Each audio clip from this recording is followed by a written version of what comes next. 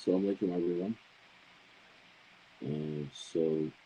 God willing, today we're going to be starting from Surah 32. And let's all seek refuge in God from Satan the rejected. Salãmun Alaykum. Um, actually,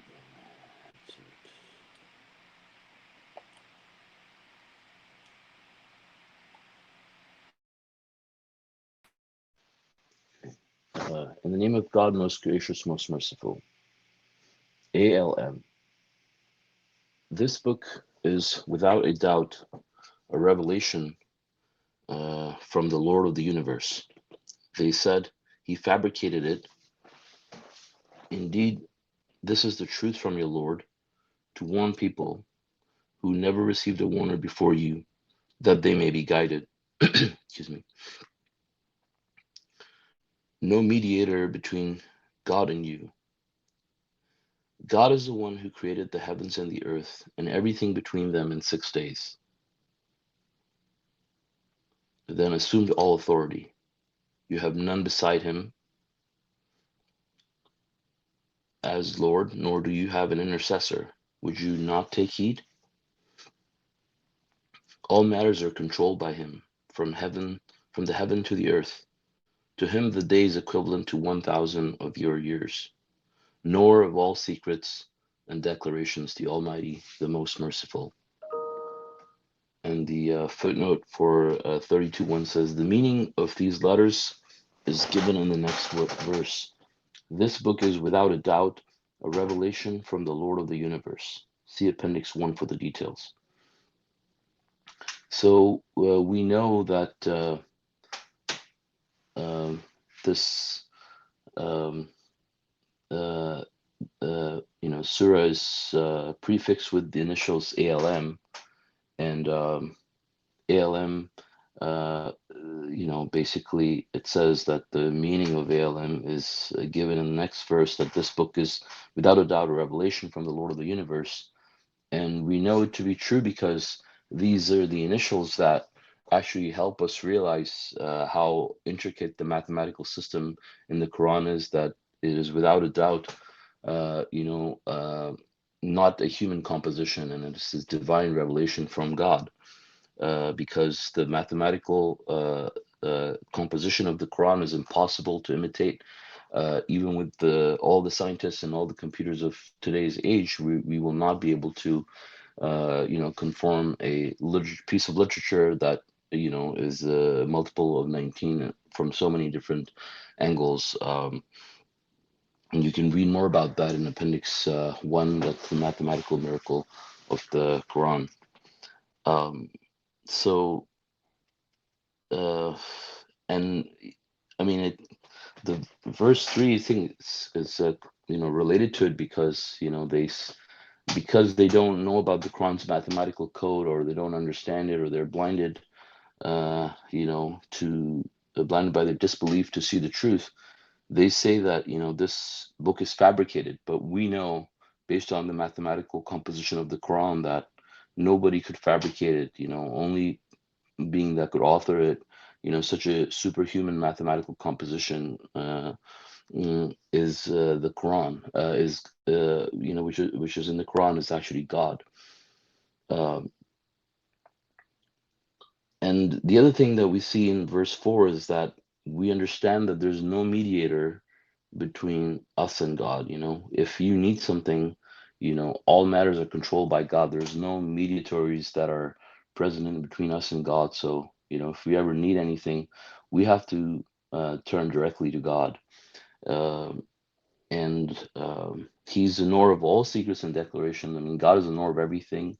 He knows everything every situation we might be in, So it's not that, like, being a traditional Muslims, for example, like they say that, if you have to go to the boss, the president of the company, you go to the vice president and all that kind of nonsense. But of course you do that because the president of the company is a human being. And if you have like 10,000 employees, I mean, the human boss is not able to keep track of what everybody's doing and what everybody's up to. And he can't let himself get consumed by all of that. Otherwise, he won't be able to work.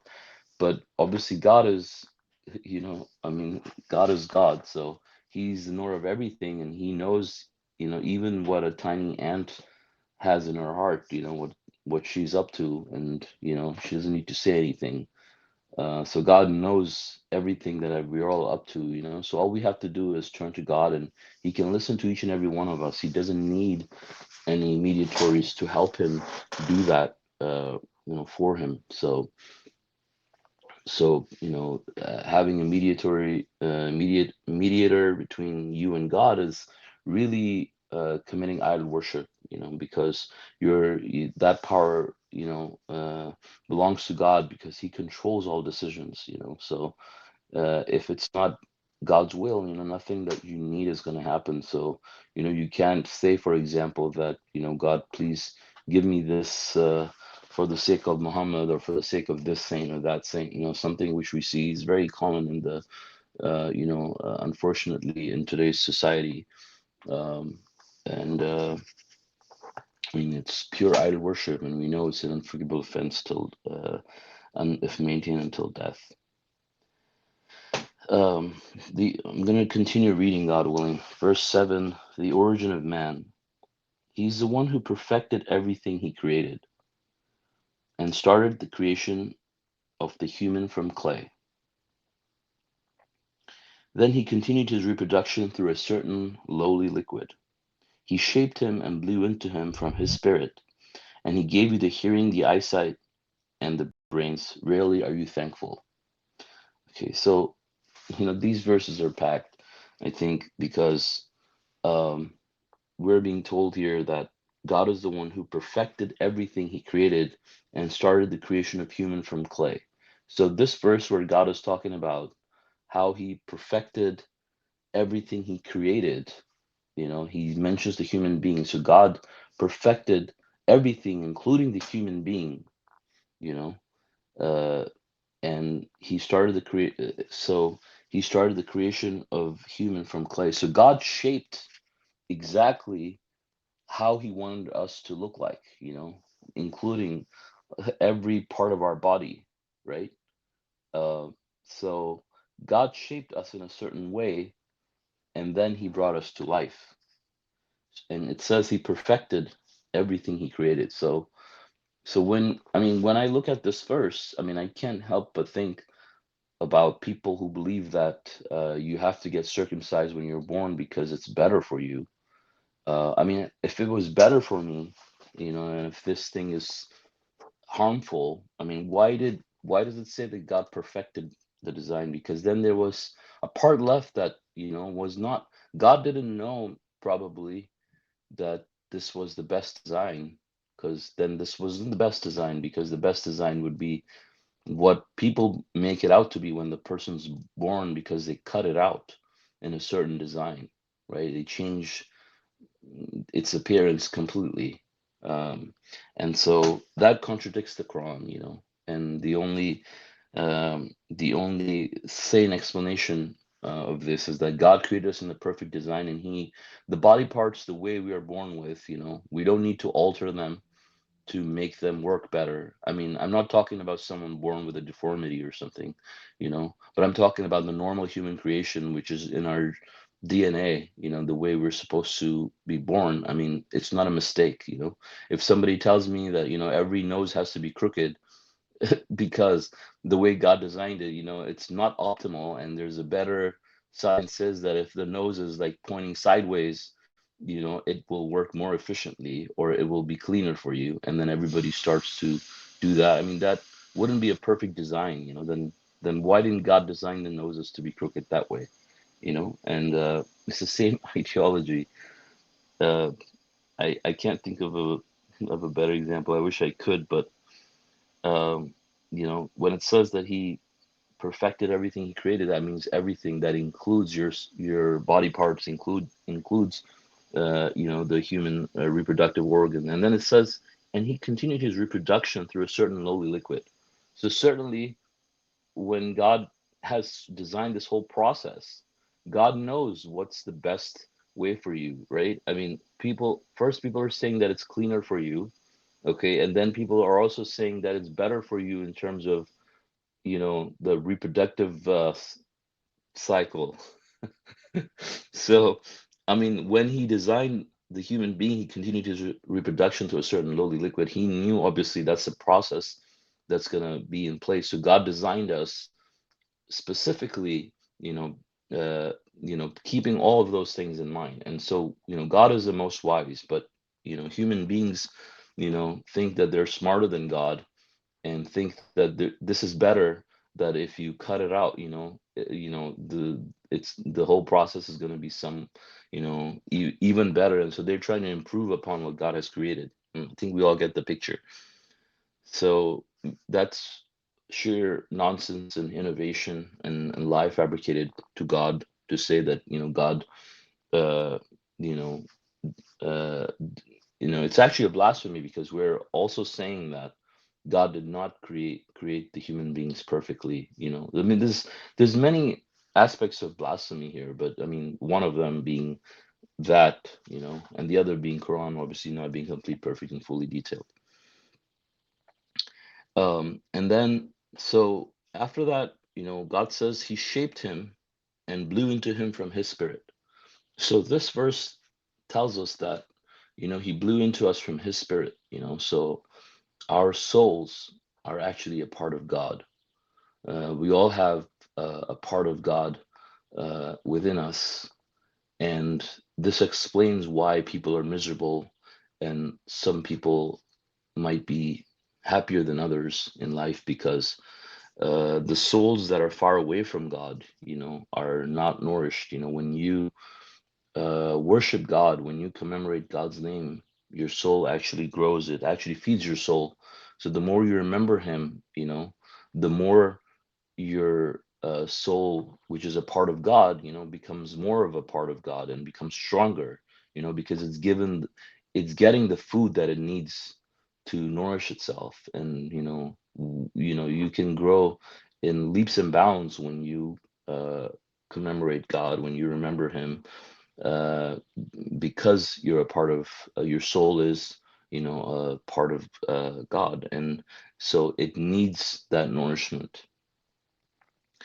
And God gave us the hearing, the eyesight, and the brains. Rarely are you thankful, it says. And it's true, because if you think about it, like, everybody, pretty much everyone has hearing, eyesight, and brains for the most part. I mean, if somebody doesn't have the hearing and eyesight, they still have their brains, but most people have their brains, you know.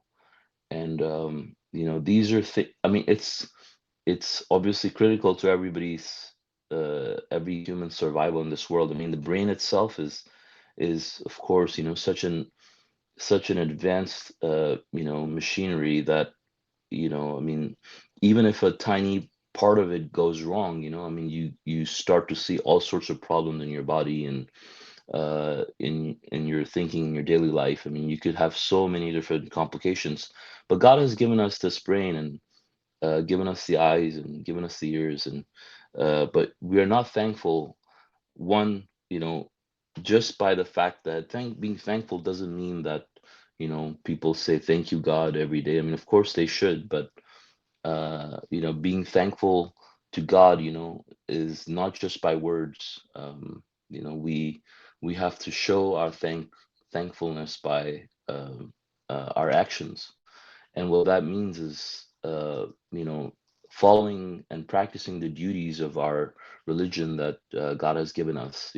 And if you look around, I mean, obviously, and you look around and see how much idol worship is around us, first of all, you'll see that, it's be people are unappreciative. If you look at the amount of disbelievers that don't even worship God, then you can see, like, they're unappreciative. If you look at the people who do worship God, even, I mean, even have the tendency not to, they have the tendency to take things for granted, right? I mean, when do we thank God for our ears and eyesight and brains? I mean, we we can look so much outside, and I mean, we can thank God for so many things, but rarely would you Remember, I mean, ask yourself, when was the last time you thanked God for being able to see, or being able to hear, or being able to have a brain that you can think with and reason and have logic, you know? So, but these are things that we tend to take for granted. I mean, God says that we cannot possibly, encompass or fathom God's greatness and, all of His blessings that He has given us. We can't possibly be thankful for all of them. But I think a believer will try to be as much thankful as they can be. Verse 10 says, "They wonder, after we vanish into the earth, do we get created anew? Thus, as regards meeting their Lord, they are disbelievers. Say, you will be put to death by the angel in whose charge you are placed. Then to your Lord you will be returned."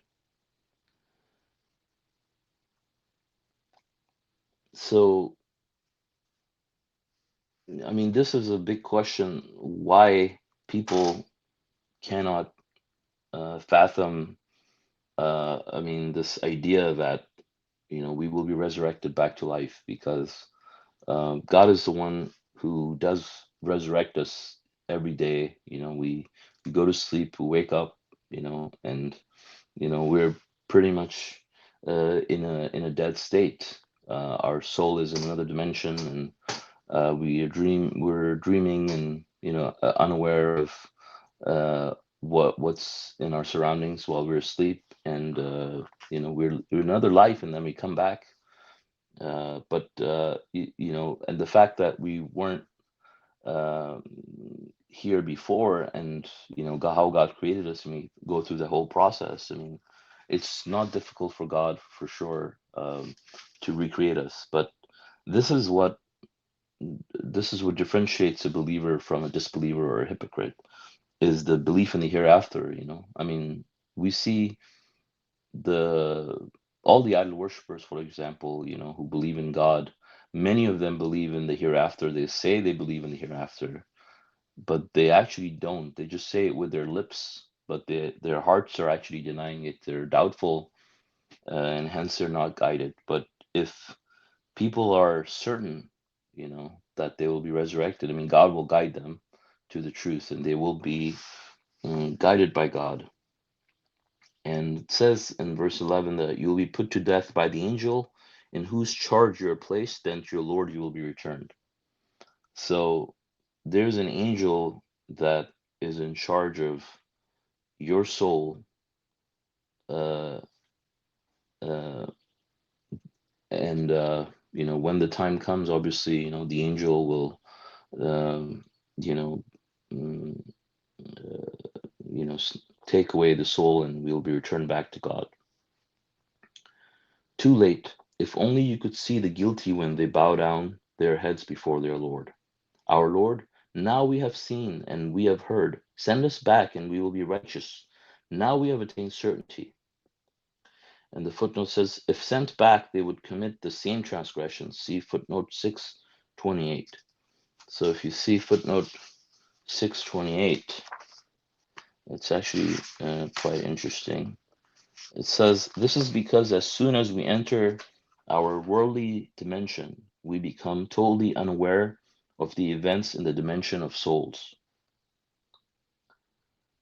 where God and his angels and the heaven and hell can be seen. Thus, the guilty will not change their behavior even after seeing that eternal dimension. You know, so before we came into this world, we saw the eternal dimension, but now that we're here, uh, we don't recall. I mean, it's part of the test that, you have no recollection of the other dimension. So even if these people go back, if there were such a thing that they could go back, which there isn't, uh, once you leave, you're gone. You cannot come back. But if there was such a system, after these people leave their bodies, they realize at that point, uh, when they bow down their heads before God, that they wish that they were guided, and they wish that they were submitters, and they wish that they had followed the path of the messengers, God says in the Quran. So um, God, I mean, has given, it says,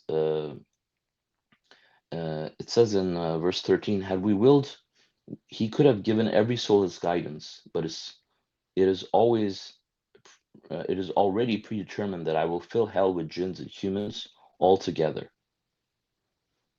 And the footnote says the majority of humans, quote unquote, insist upon going to hell by choosing to ignore God's invitations to redeem them. God will not put a single person in hell. Those who fail to redeem themselves by denouncing idolatry and devoting themselves to God alone, and fail to develop their souls through the practices prescribed by our Creator, will have to run to hell on their own volition. They will be too weak to stand the physical presence of God's energy.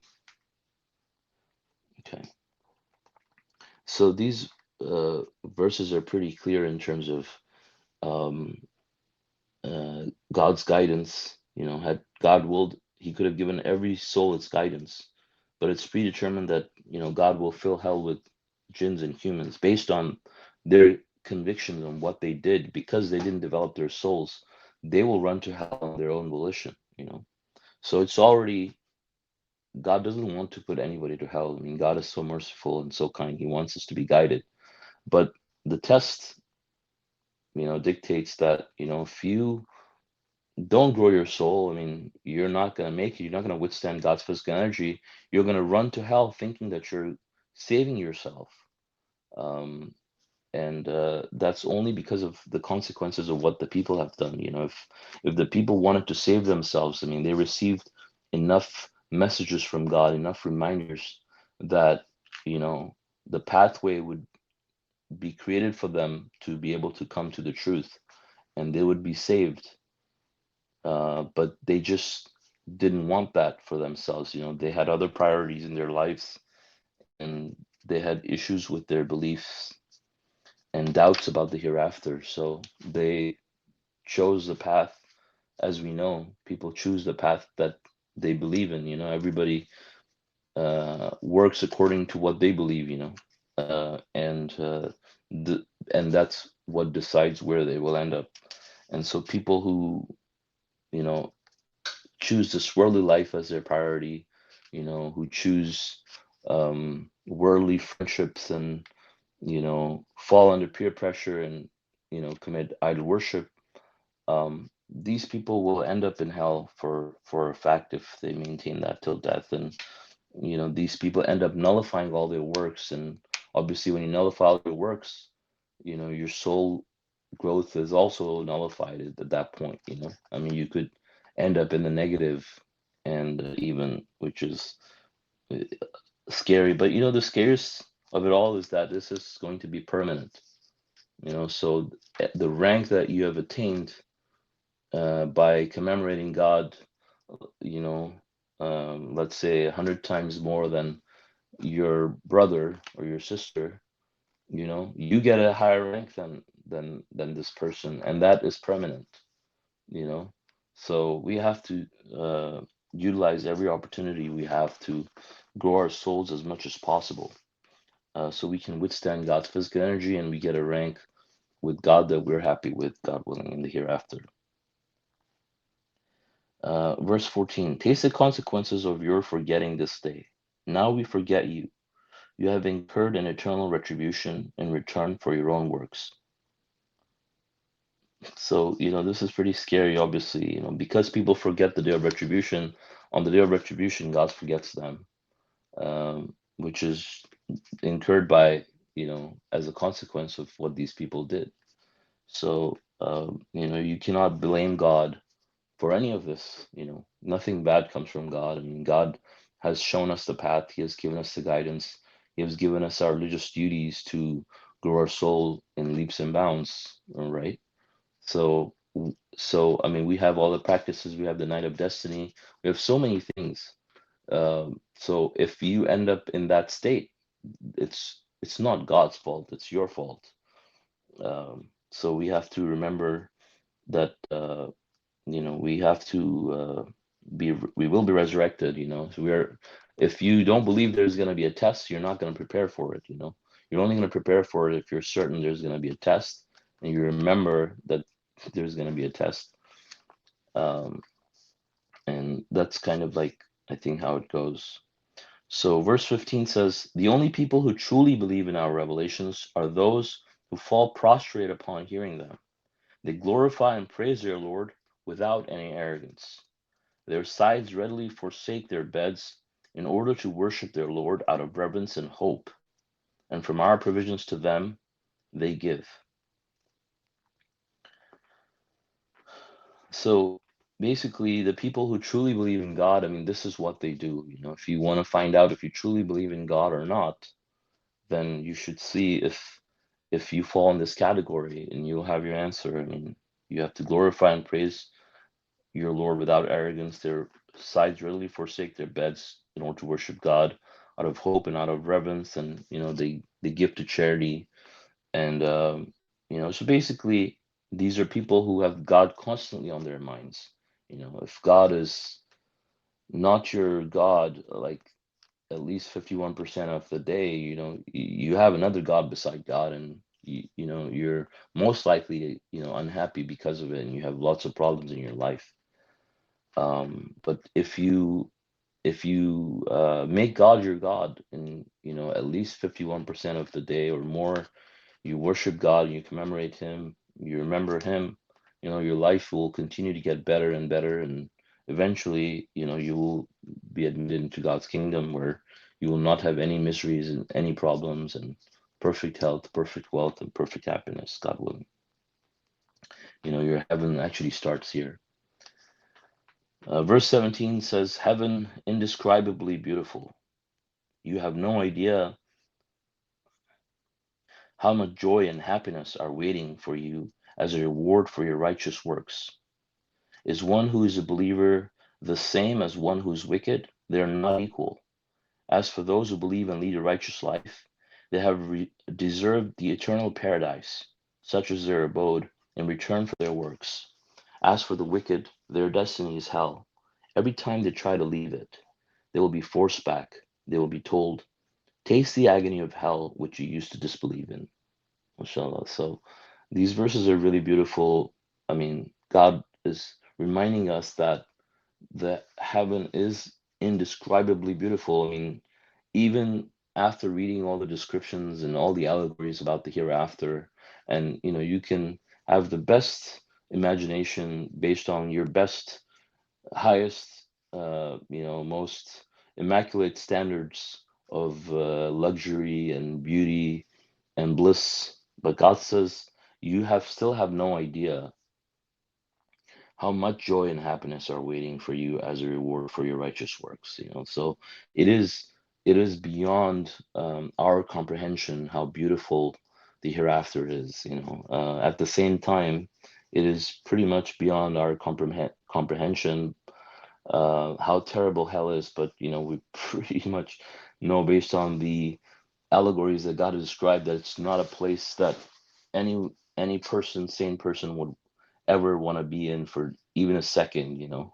I mean, imagine, like, if you have a tiny burn or something on your hand or a finger, and how bad it hurts. And in the hereafter, I mean, if someone ends up going to hell, God says, for example, that they're gonna have skins that are gonna burn, and then once the skins are burnt, God gives them new skins so they can continue to feel the burn, and continue to suffer misery, all over again. And that's very painful. I mean, it says, for example, they'll be confined in iron pots, and I mean, just it is hard to imagine, like, how anyone would choose something so horrible, like extremely horrible, like, over something so indescribably beautiful, other than the fact that they don't actually truly believe it. They think it's something just people have made up, and that's what prevents people from turning to God and giving God, their 100%. And it's true, it says, "Is one who's a believer the same as one who's wicked? They're not equal." So when we hear about people who think that the lives of the believers will be the same as the lives of the disbelievers. I mean, that's not true, because even whether it's in this world or in the hereafter, the thing is that our heaven and hell will start here. So the life of a true believer will be significantly different from the life of a disbeliever, and the death of a disbeliever. Obviously, we know that the death is a different experience for both of them, but the lives of the believers is also completely different. So they're not the same. God says they're not equal. In fact, God says in the Quran that the disbelievers are the worst creatures, and the believers, are the best creatures. I mean, you have angels who never doubted God's absolute authority, but then you have people who were given the free will, and they made a mistake, they repented, but then they, out of their own free will, I mean, they went through this very tough test of life, and they chose God over everything. Those are the best creatures, God says. So we have to be, we have to ask ourselves, do we want to be the best creatures, or in the sight of God, or do we want to be the worst creatures in the sight of God? Of course, no one wants to be the worst in anything. you know. So we should try to be the best creatures, who can save ourselves, because God has been merciful enough to give us a chance to redeem ourselves. Take a hint, says verse 21. We let them taste the smaller retribution of this world before they incur the greater retribution of the hereafter, that they may take a hint and reform. So, so this is pretty significant, because it says that we let them taste a smaller retribution of this world before they incur the greater retribution of the hereafter, that they may take a hint and reform. So as I was saying earlier, I mean, once you, are proven, your heaven and hell starts here, right? So once you are proven worshiper of God alone, you enter into God's kingdom, and then you don't suffer any hardships. You don't suffer from any problems, and you live a happy life, where all your needs are met. But if you are destined to go to hell, or if you're going towards that path, you will be led in directions where you will suffer from miseries and problems.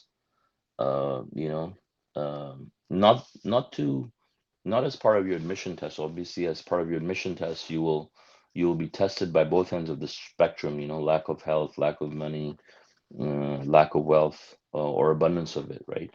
But after all of all of that, I mean, if somebody's not even interested in being a believer, I mean, he's already failed the test, and he's going on the path of Satan.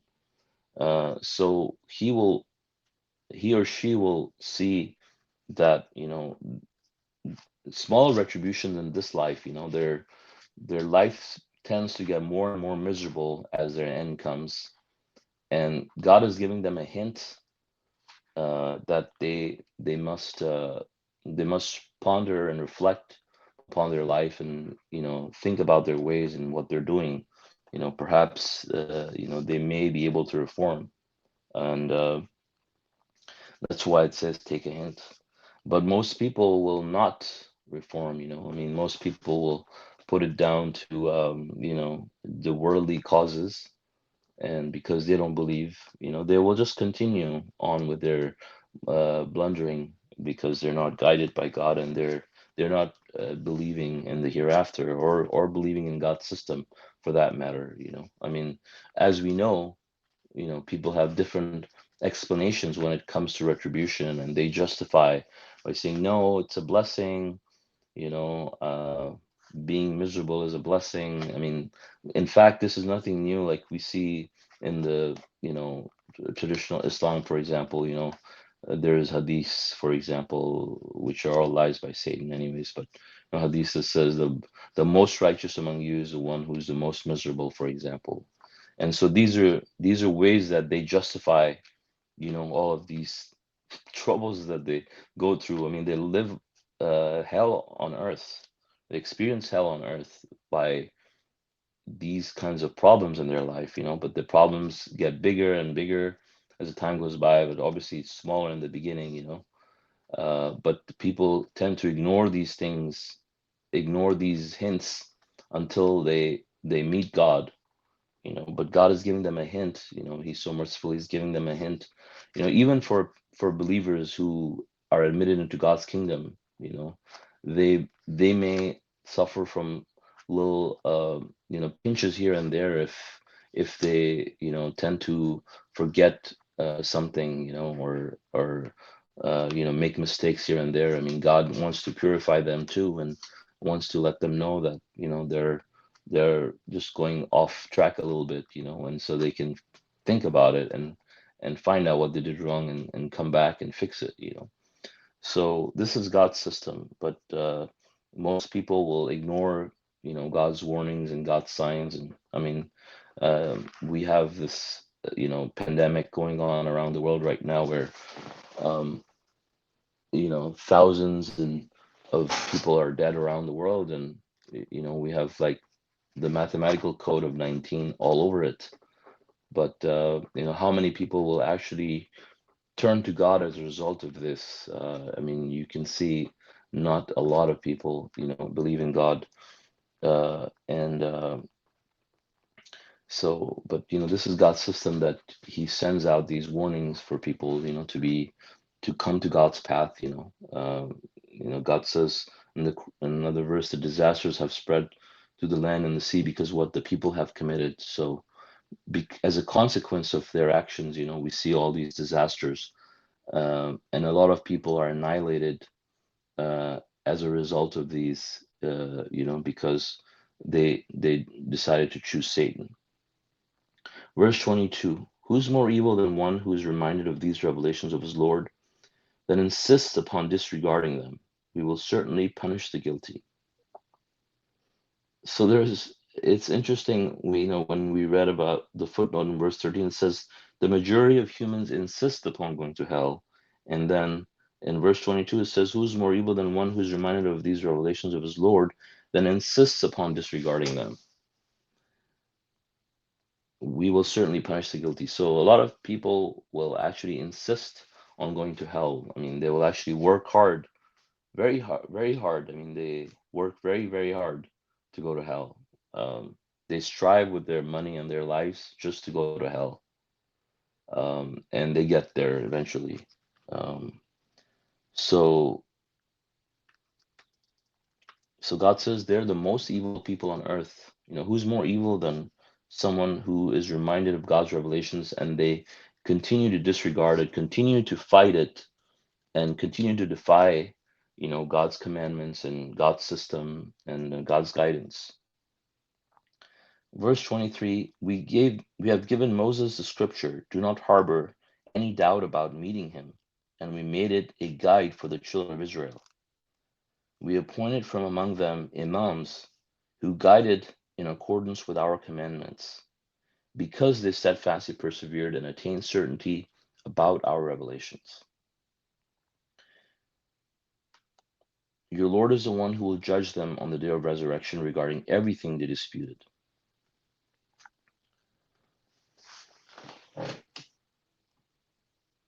Okay, I think I should probably wrap up quickly. We appointed from among them imams who guided in accordance with our commandments, because they steadfastly persevered and attained certainty about our revelations. So if you attain certainty about meeting God and about the hereafter, and you steadfastly persevere, obviously, God will guide you. And likewise, God tells us that He gave Moses the scripture, and He made it a guide for the children of Israel, and those who attained certainty, God guided them. And it says, do not harbor any doubt about meeting Him. We're just talking about God. So, we shouldn't harbor any doubt about meeting God too, in other words, if we want to be guided. Verse 26, does it ever occur to them how many generations we have annihilated before them? They now live and walk in their ancestors' homes. This should provide sufficient proofs, do they not hear? Do they not realize that we drive the water to barren lands and produce from it crops to feed their livestock as well as themselves? Do they not see? They challenge, where is that victory if you are truthful? Say, the day such a victory comes, believing will not benefit those who did not believe before that, nor will they be given another chance. Therefore, disregard them and wait. They too are waiting. So basically, this is referring to people who are destined to go to hell, who have decided to choose the path of Satan and insist upon going on that path. And, what can we do? I mean, you cannot guide the blind out of their straying, people who are already destined to go to hell. Obviously, you will care about other people whom they could misguide, for example, but and you would try to, remind them or give them the message. But people who are, um, uh, you know, like at the forefront and they want to go to hell and they're completely blinded. I mean, we can't do anything. So God says, just fine, just let them be, and whatever they're doing, they'll find out. They're not hurting God. They cannot hurt you if you're guided. If you're doing everything right, God says their schemes will backfire against them, whatever they do. So just let them be, and just let them taste the consequences of their own works. Pretty much the hereafter. So I think that's pretty much for Neef. And if you guys have any comments or questions, feel free, God willing. Masha Allah. Uh, Great study, Solomon. Praise God. Thank you, Thank Masha you. Allah. Thank you.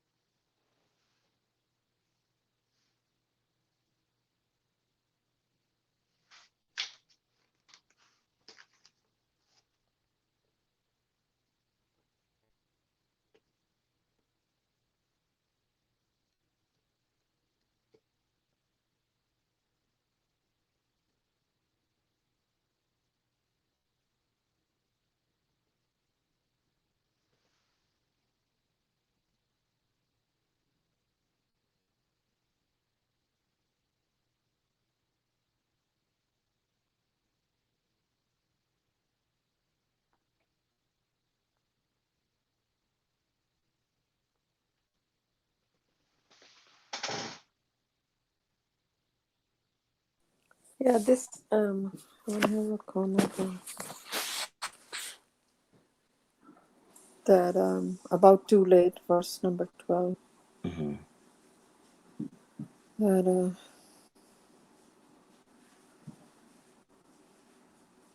send us, if only you could see the guilty when they bow down their heads before their Lord, our Lord. Now we have seen. That's the crucial word here. And we have Mm-hmm. heard. Send us back and we will be righteous. Now we have attained certainty. So our task is about, we have to believe in the unseen. Seeing, it's not the seeing is believing, it's not seeing and believing. Mm-hmm. Because then we even saw God with our own eyes Mm-hmm. during the great feud in our first life.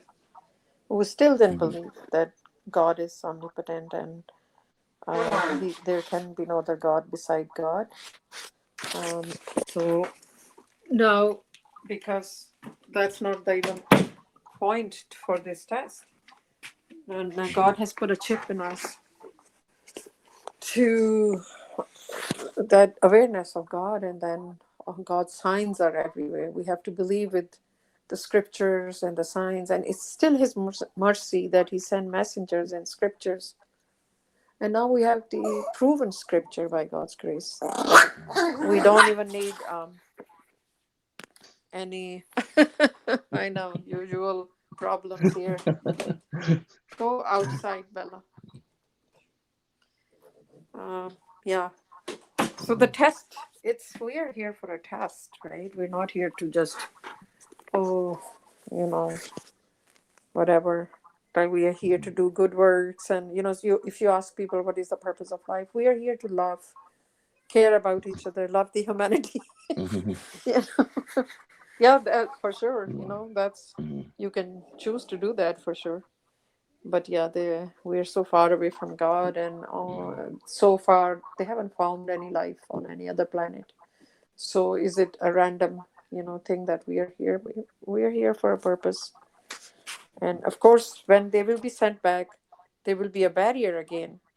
And they will have to pass the test again. And they're not going to do that again, because it all goes back to the decision we made originally, that if we had doubt, that we would remove that. And some actually did believe, but because of the peer pressure, they kept quiet. So God gave the equal chance for everyone to with their free will to exercise that and improve. Otherwise they would have said we were not given a second chance. Mashallah, Mhm. thank you. Masha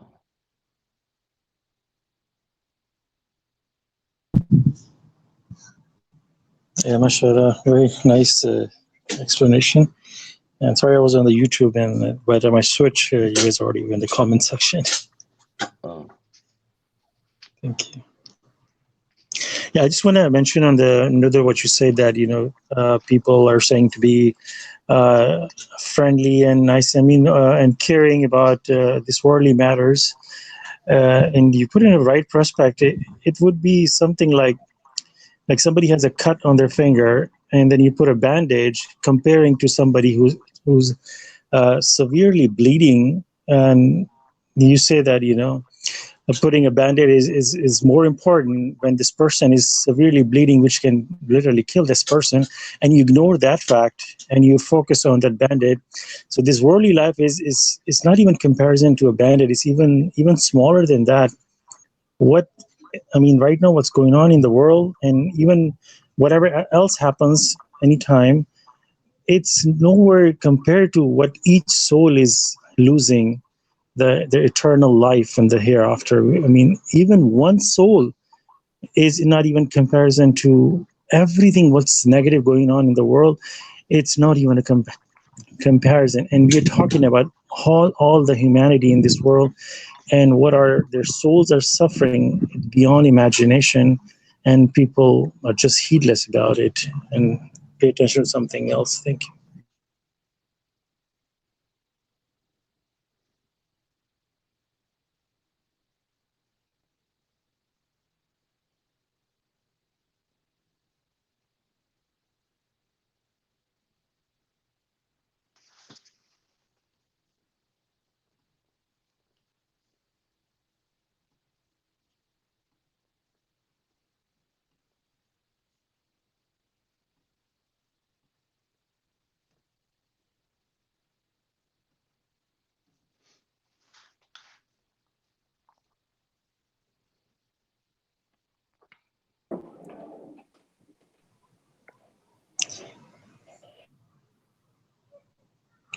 Maybe somebody have a comment, and maybe I can make another comment. Sure. Go ahead. Okay, so here's and there's a little thing that when we like see videos on YouTube, and we see like 1 million views and 2 million views, 10 million views, we get so excited. Wow, 10 million views! This video must be important. I was just checking online, and there's some songs that there are like 6 billion views, and that would like Mhm. shock somebody. Wow, 6 billion views. And if you go on like Google and you try to download Facebook, it will say 5 billion downloads. And we see the 5 billion, and this is like, that's just one click that people are doing, and that just adds one to the billion. And we just get so excited about these numbers. But when we don't pay attention, is in our galaxy, there are roughly, you can say, average maybe 300 billion stars are circulating the black hole. I mean, we're excited about few million views. I mean, how long it takes to a sound to view 6 billion views is like, it takes such a long time with like how many billions of population. But imagine 300 billion just in our own galaxy, and God did not just click it. These are each giant stars with their own planets and traveling around the black hole. And that's just one galaxy. And beyond that is trillions of galaxies. I mean, the status of God is so high. But when we see these numbers don't move us, but these numbers are massive. So my point was that it's about the verse 32:5, and where God says, the God says all matters are controlled by Him, from the heaven to the earth. To Him, the day is equivalent to 1,000 of your years. So one day, God saying that is equal to 1,000 years. We just read these verses, but we don't stop and ponder that. What is 1,000 years? That's a long time in human life. That's like if 70 years is just maybe 60 years, one generation passes. That's maybe 15, maybe even 20 generations have passed through in 1,000 years. I mean, Prophet Muhammad has passed away over 1,400 years. And so 1,000 years is extremely long time. I mean, can you even imagine our own life, 60, 70 years, if feels like such a long time, we're talking about 1,000 years. I mean, if you sit down and ponder upon it, that's a long time. And with God, it's just one day, just one day. I mean, if you try to really analyze the numbers, this whole world, even if all the humanity would live here in God's kingdom, very small amount of time would have passed, and all the judgments would have been issued. Masha Allah. Thank you.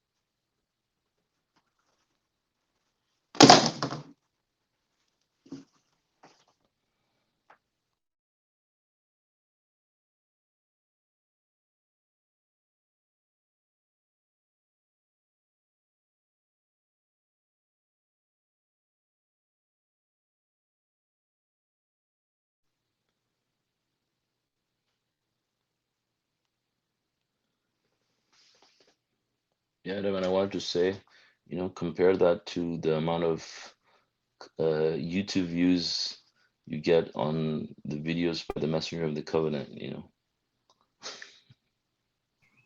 Yes, true. You have one song that's released last night, and the next day you already have millions of views. And the most important thing, the soul that needs, it just gets barely 100 views, or maybe a few hundred or something. Yeah. That's how people are heedless.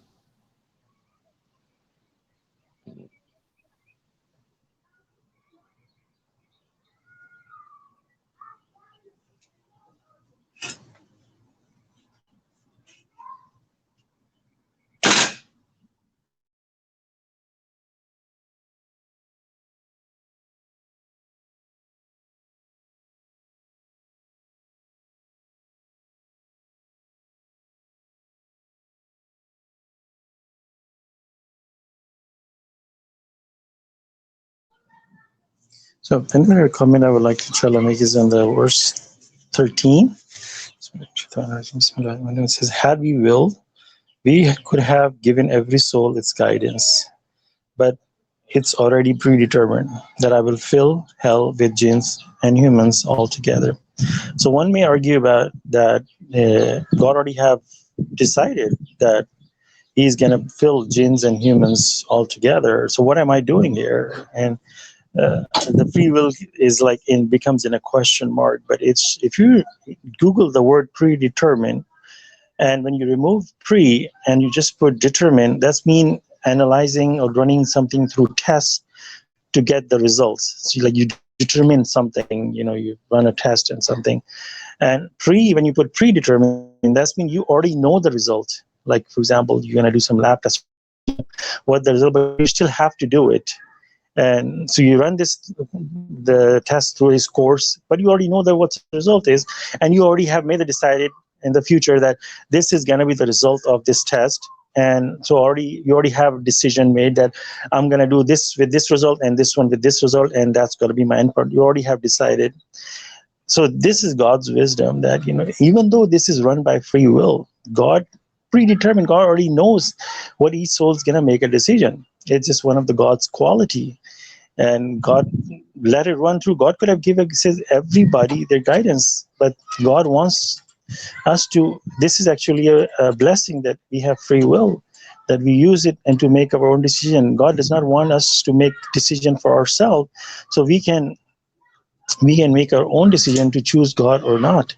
If we were forced to choose God and we had no other choice, the result would not be, we would not even be excited about the results. This is actually a blessing that God have given us authority in a way that we can choose to be with God or not. And the predetermined part is that God already, this world is a test. There are not only one test is being run, there are several tests being run. One of them is being proven to the world that God is the only one can run this world, and that Satan cannot run the world, and giving humans a chance to make their mind. And probably many more tests are being run at the same time, but God already knows the result. God already knows that maybe 100 people, if they were sent to the world, God knows that 99 people are going to fail. And God already have decided what I'm going to do with these 90 people. I'm going to fill them with the jinns in hell. So that's a predetermined where this part comes in mind, that, this is already designed the way it is. But you choose what you want to do. Masha Allah, thank you.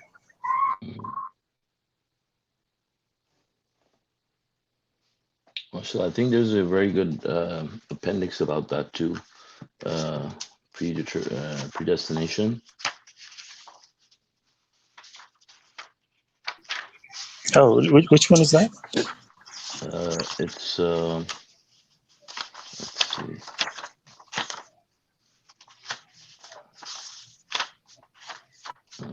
It is appendix number 14.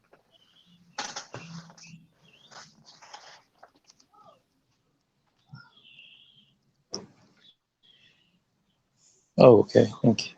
Yeah, so it's very short.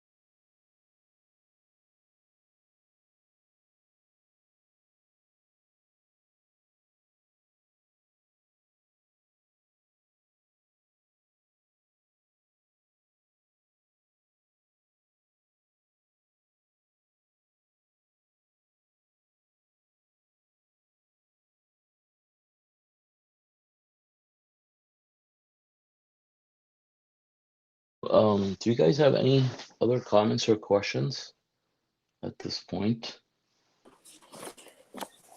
I'm pretty much done. Okay. Mashallah explained pretty well. Mashallah, thank you. Yeah, Well, mashallah. thank you. Nothing left No to problem. discuss. Inshallah. Praise God. Okay. Okay. All right, guys. Salãmun So, Alaykum. next study is going to So, be Salāmun Alaykum. Our next study is going to be, God willing, on Saturday at 9:30 Pacific time a.m. 9:30 a.m. Pacific time, and our teacher is going to be who? No threat, no threat, no threat. Yeah, I think Okay. it's me. Okay, inshallah. Inshallah. Okay. Okay. All right, take care, guys. Assalamu Okay. alaikum. Assalamu Assalamu alaikum. alaikum. So. God bless you guys.